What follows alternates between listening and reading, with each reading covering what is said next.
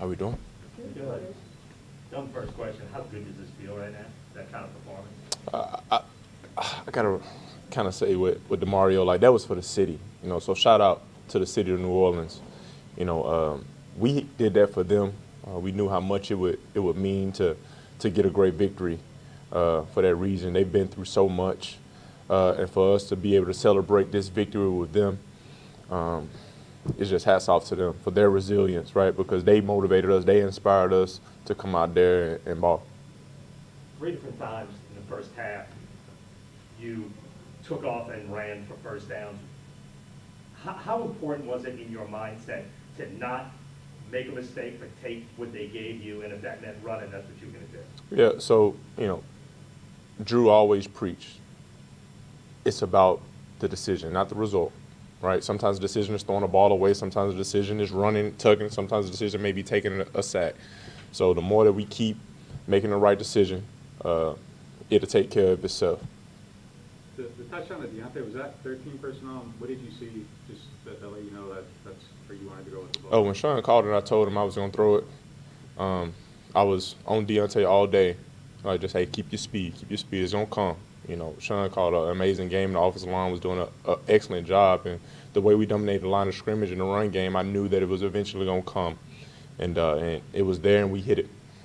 What was the last 24 hours like, just leading up to this game for you as far as just mentally being ready for this moment? We were prepared. That was our message today. My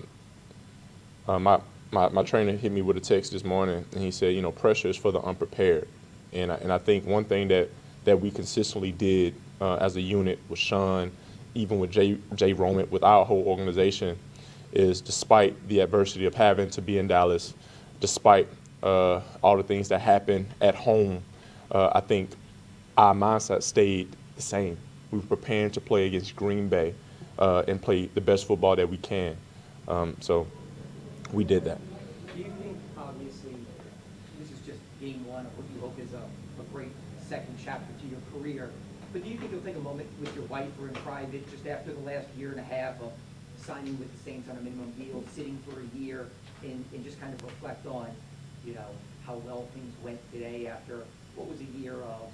Yeah, it's Coach says all the time, we're in a race to get better. We're going to celebrate this game today, but like I said, it's people that's been in way worse positions than me right now. It's people still in Louisiana without power, right?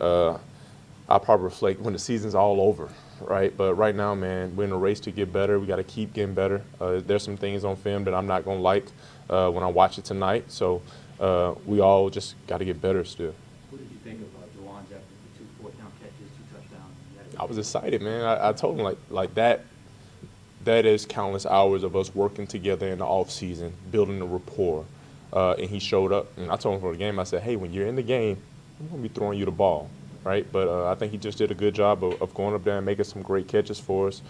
But really, it was a great team effort. We had some people stand out, but our defense, when you hold Aaron Rodgers 1 to 10 on 3rd down, like that's just incredible. As our offense dominated the line of scrimmage, our offensive line, when we are able to hold one of the top offenses of last year to 3 possessions and a half, that's the type of stuff that we preach about: dominating the line of scrimmage, about playing complementary football, and that's how you win football games. The first one that you threw to Juwan, it was almost like a basketball rebound coming down. Is that something specifically you guys had worked on together? And talk about your level of confidence with him to come down with that. One thing about in the red zone is just giving your guy a chance. We preach that all the time, and we got guys that can go up and attack the ball. And he did a great job of not only catching the ball, but coming down in bounds. So that's kudos to him.